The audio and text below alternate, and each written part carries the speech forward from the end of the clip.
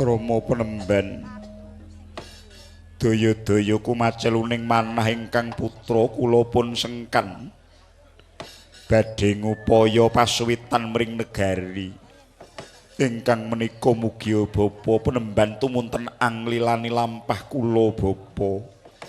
Nuwun inggih Rama Penemban kula pun turunan ugi cumadung dawuh sabda tama. Sagedipun ingkang putra widakdo ing samukawis anggen kula badhe ngupaya pangengeran Rama Uhung wilahing Mastuna Sidhem. Kyai Semar, kula wonten dawuh Penemban. Aku tak meling karo anakku kembar sengkan lan turunan iki. Nggih, suawi Penemban.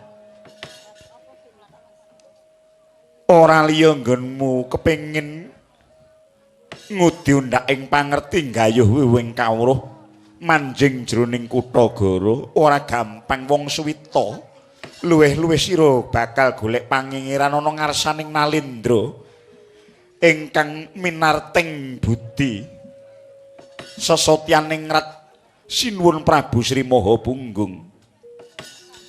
Gegarane wong suwita kudu amung antep ing tekad sasedyane kudu tansah ngestu padha marang kang disuwitani.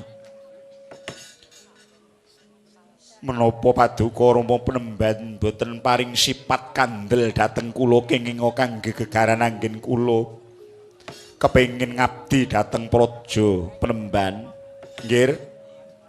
Aja kulina njagakake marang sipat kandel merga ana tetembangan ingkang wis rinakit dening para pinter ingkang surasane kekeraning ilmu karang kekarangan saking bangsaning gaib iku boreh paminipun tan rumasuk ing jasad amonganing sajabaning daging iku yen kapengkok ing Pancabaya ubayane mbalenjani dadi cetane pun bapa ora bakal paring sipat kandel luwih-luwih wujuding jimat lan sarana nanging mung tak sangone kandeling tekad lan kapitayan waton teteken kanthi tekun bakal bisa kasembadan sedyamu sengkan lan sira turunan.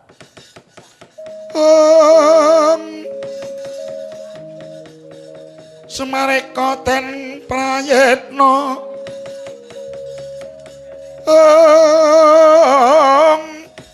semure siko ambali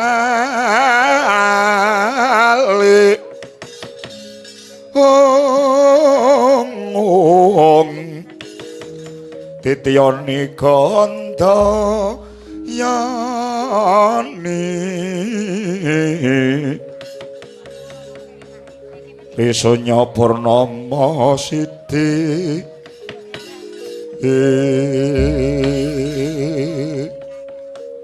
Kiai Badranaya kula Penemban tutna laku jantrane anak kula nang sakloron nggih ngestaken dawuh wondene syarat srana kudu memetri bangsaning para luhur rungokno ya nggih carane memetri leluhurmu iku ana 3 bab ingkang sepisan kembang telon. Kembang telon iku mlathi mawar lan kembang kanthil dikumoning banyu sawadah. Gelas utawa wijikan utawa bisa uga cowek angka 2 unjukan telon. Unjukan telon utawa wedang telon iku rupa teh pahit, kopi pahit lawan wedang pethak sawadah. Ing kono bakal bisa kagem srana nganggo wadah gelas lan cangkir kaping 3 ganten ingkang jangkep. Ganten iku tegese bangsaning suruh gambir lan sak panunggalane kawimbuhan apu utawa njet sawungkus saha rokok klobot sajudu iku aja nganti lali ing sak dalan-dalan lakumu mangya kembang cepaka mulya.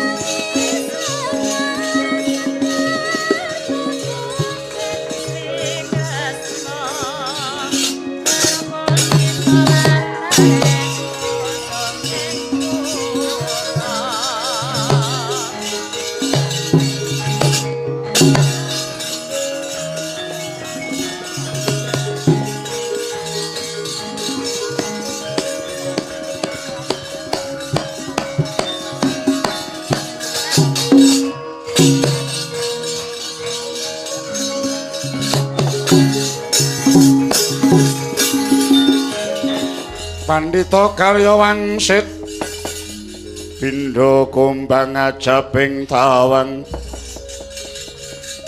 susuh angin ngendi nggone miyang gali ing kangkung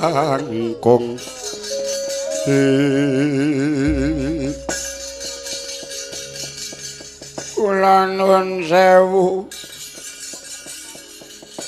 keparenga kula munjuk atur sederek inggih keparenga kula badhe matur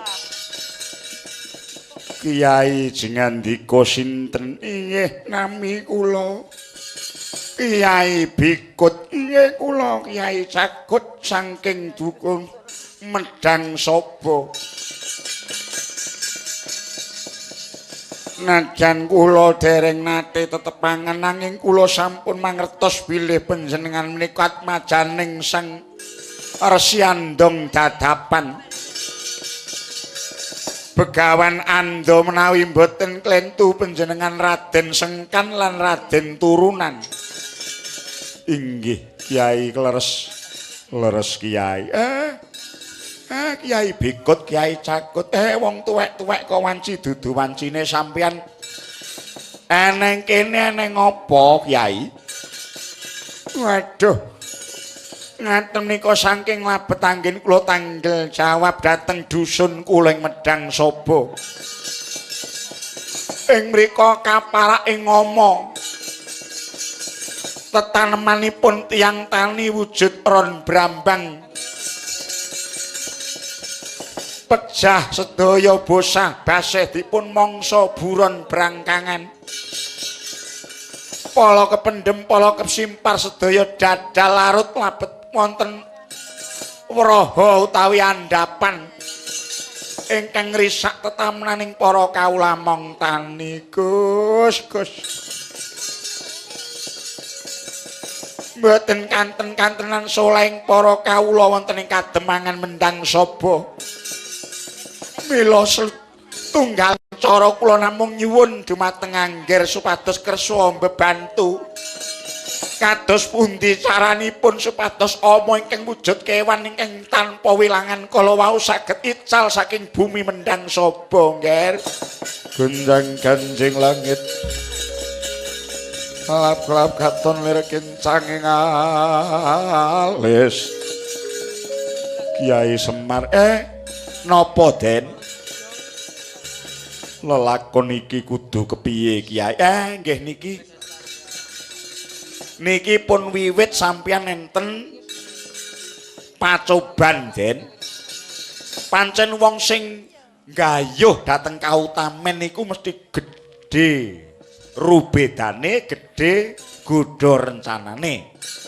Sampeyan lagi wiwit jangkah saka Lawang mawon sakniki pun kudu nindakake dharma sampeyan kanggo sapepadaning urip mang tulungi. Banjur carane kepiye nggih? Cobi mang tedak dateng Pategilan Pasebinan. Kula gek nggih rada jubriya.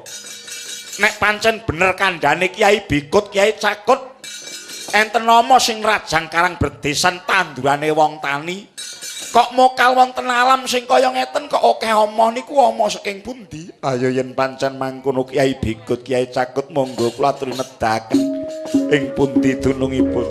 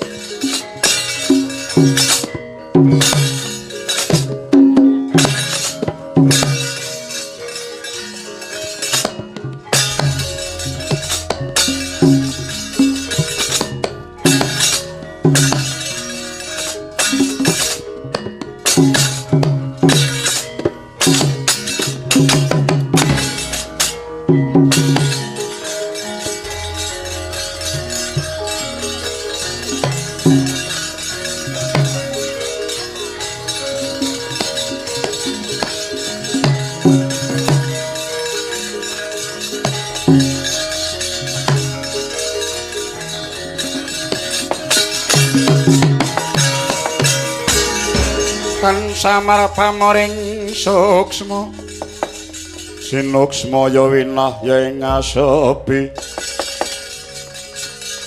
sinimpen telenging kalbu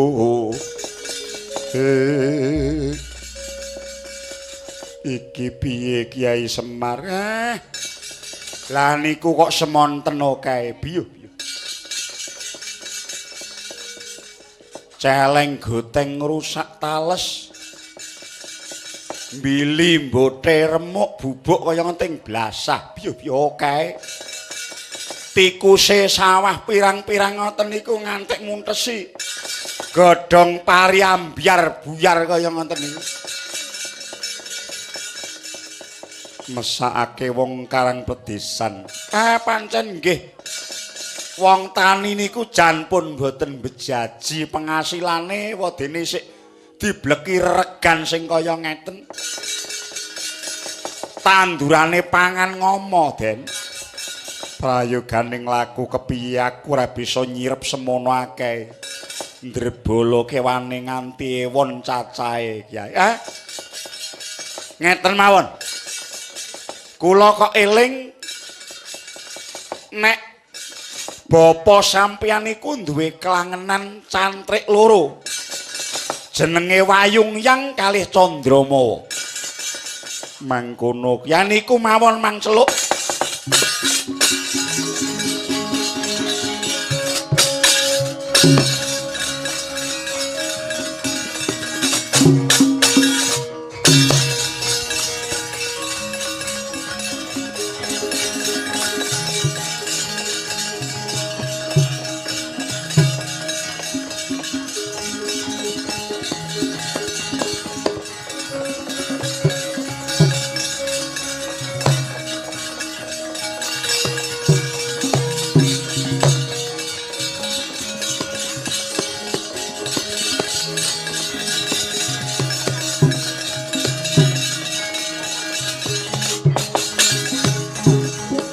Nggih menika ta warnane abdi kinasihe begawan anda ing andong dadapan anenggih sang cantrik Wayungyang lan Candramawa bawane wis nampi dawuh kinen nyirep anane ngama sigra triwikrama dadya segawon blang Yungyang miwah kucing Candramawa.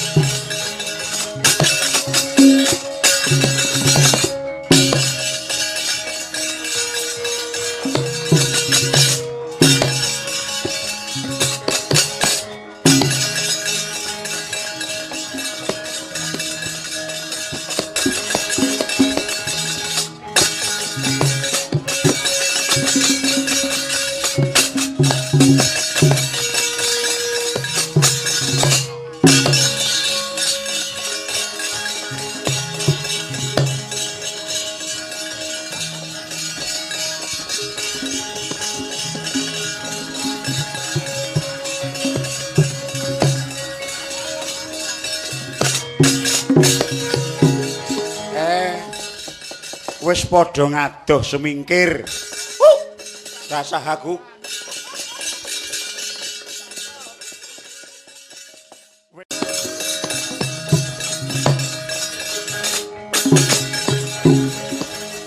Keewa aku, keewa aku.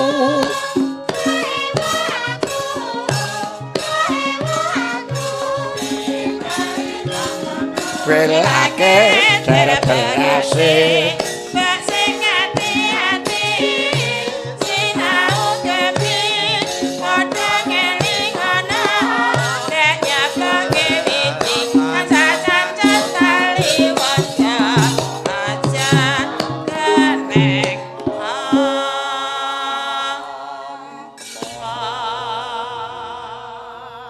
nggon kene iki ngati-ati iki wujude pandonga. Aja nganti kuwalik. Engko nek kuwalik kaya wiji engko ndak amane teka meneh. Tandur lebur ama subur. Ayo, iki kudu sing ngucap kudu bener iki ya.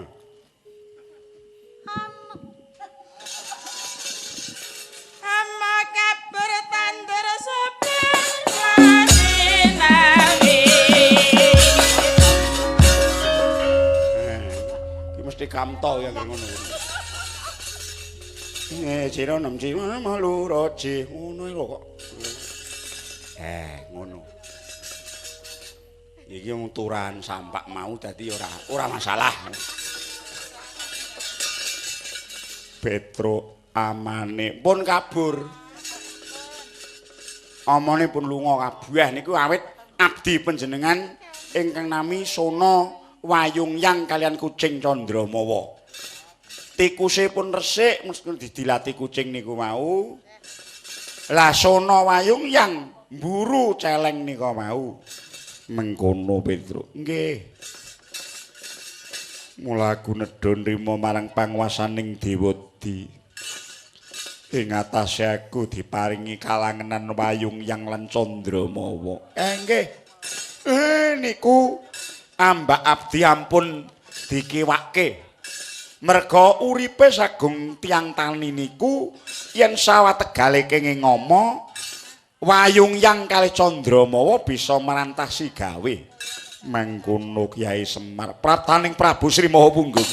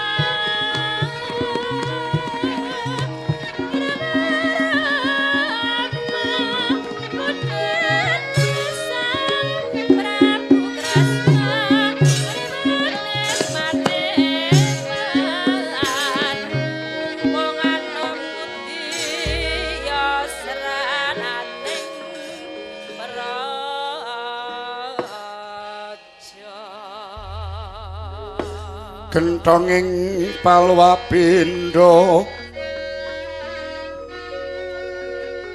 wang siteng kakung karakan Handra sabdaning soto kakaluruk asawuran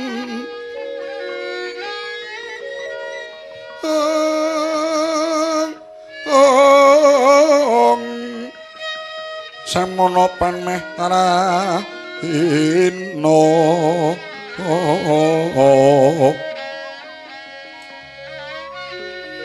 mika kang katon sumirat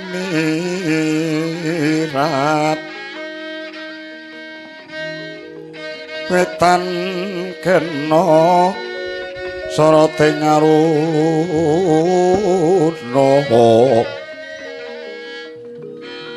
Sri gunting munyambarong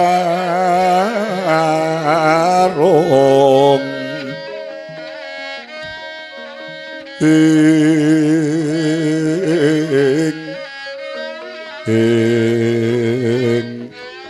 ong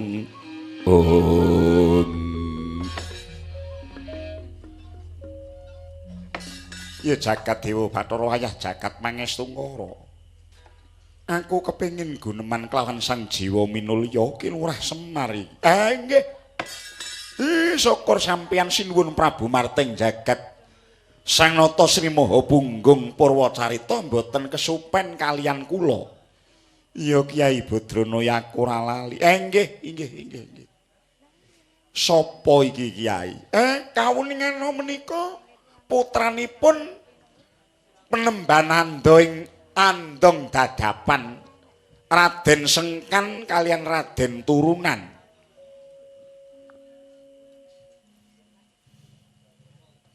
Kula Renner ora caturan karo kowe. Ora omong ya wis. Terus nolehmu kecupan. Trembelane do meneng ae kuwi. Nek rembug wigati bareng kok. Sengkan lan turunan. Nggih. Nuwun inggih sinuwun pangabekti kula kunjuk. Pangabekti kula katur sinuwun. Iya bocah bagus tak tampa. Aku mahawan ning desa kene muningane gumyak para mongkisma ingkang padha ulah tetanen. Manut aturing para juru panelik ing desa sakwewengkone kene kaparak ing pagering merga ananing ngama tandur ingkang nyerang tetanemaning para mongkisma ingkang satemah anjalari rusak ing kahanan. Nanging tinemune bareng ingsun prapta ing laladan kene titi tentrem niring sambikala katone tetanduran wis bali. Pulih kaya adat sabene ijo royo-royo sawahe malah kapara lagi gumadung. Sejatine apa ingkang kedadianing wewengkon iki Kyai Semar? Sejatosipun kula nuwun sewu mboten kok ateges kula badhe ngetingal-ngetingalaken dhateng darmanipun momongan kula Bambang Sengkan lan turunan menika mboten namung menika sampun sineksen tiyang sakpadukaning Medang Saba mriki ingkang sekawit kaparak ing ngama ingkang ewon cacahipun nanging inggih labet saking budidayanipun momongan kula kalih menika samangke ama sampun saged semingkir semisih saking dusun Medang Saba. Kaluhuran dawuh paduka sinuwun estunipun waleh-waleh menapa esdining manah kula mboten badhe saged ngaturaken menapa-menapa kejawi namung kasagetan kula suka kakarsakna gaya ingkang inggil remuk dadosa bebalang labet esdining manah muhung kepengin anyeti ing ngarsa paduka Kanjeng sinuwun syukur baya tinamping reh pasuwitan kula nuwun inggih sinuwun anggen kula nyingkiraken bebaya ingkang awujud sato kewan ingkang ganggu damel kala wau mboten pojo-pojo kula badhe pamer dharma wonten ing ngarsa paduka Kanjeng sinuwun namung estunipun saking ageng pasambatipun para kawula dasing Medang Saba mila kula ngaturaken genging panuwun sinuwun dene paduka sampun kepareng rawuh wonten ing dusun ngriki jagat Mangestungkara Raden Sengkan lan turunan kula wonten dawuh kanthi paseksen Kilurah Semar Badranaya ingkang wis ngaturake akeh-akeh babagan iki jeneng sira ingkang mahanani tata titi tentreming padukaning Medang Saba munggahing negara Purwacarita saisine mula kang saka iku seksenana jagat saisine tak tampa pasuwitanmu bocah bagus sakembaran.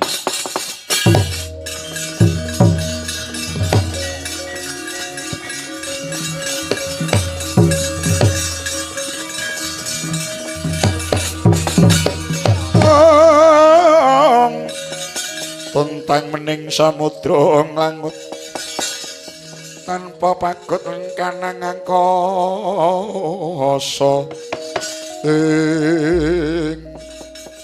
sepinten to bingah raos sing manah hamba dene sampun nampi kanugrahan caket Padukendra semanten ugi kakarsakna ngrangsang Balwarti bedah Praja Mboyong Putri kula mboten badhe swala sinuwun. Iya.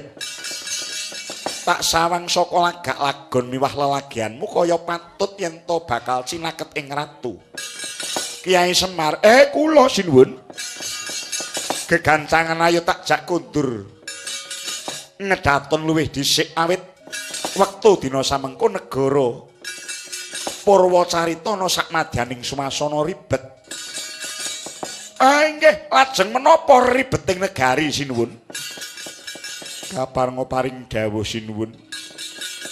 Kula sagah dados bebanten ganjel ampian paduka Sang Nata. Moganing Nalendra nggilingaya Prabu Dewa Esa. Peperangan gedhe ing antaraning Nggilingaya lan Purwacarita engga dina iki durung tuwuh kerampungan lan durung cetha sapa kang menang lan sapa kang kalah.